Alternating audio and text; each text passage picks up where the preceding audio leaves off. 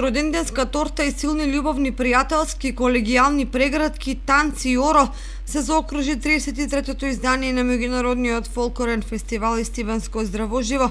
Фолклористите дефинитивно се фаворити на виничката публика. Плоштадот никогаш не бил исполнет со толков број на луѓе кои со љубопитство го следеа настапот на сите учесници. Солидната бројка на членови во китка сама по себе повлекува публика од сите возрасти. Покрај родителите, тука се задолжително и бабите и дедовците да ги гледаат своите внуци, а и школските врсници се задолжителна подршка при вакви настани. Тука се и ветераните, каде не играат само пензионерите, туку и учесници од средните генерации. Така да фолклорниот ансамбл Китка го множи членството и тоа е успешна мисија.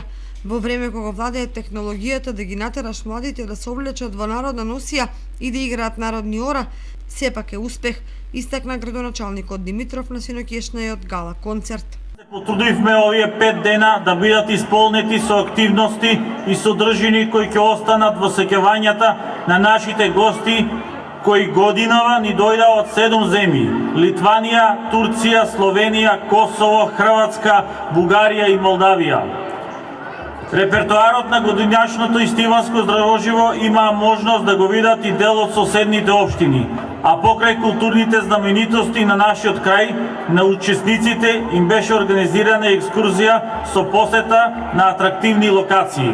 Позитивните вибрации и секако најголемата сатисфакција за мене лично е задоволството и насмевката кај оние млади и надежни следбеници на културното наследство и традиција. Со синоќешниот настап на поштадот Ангел Винички фолклористите од Литванија, Молдавија, Турција, Словенија, Хрватска и секако домашните ансамбли запишаа уште една страница или вкупно 33 во историјата на фестивалот Истиванско здравоживо.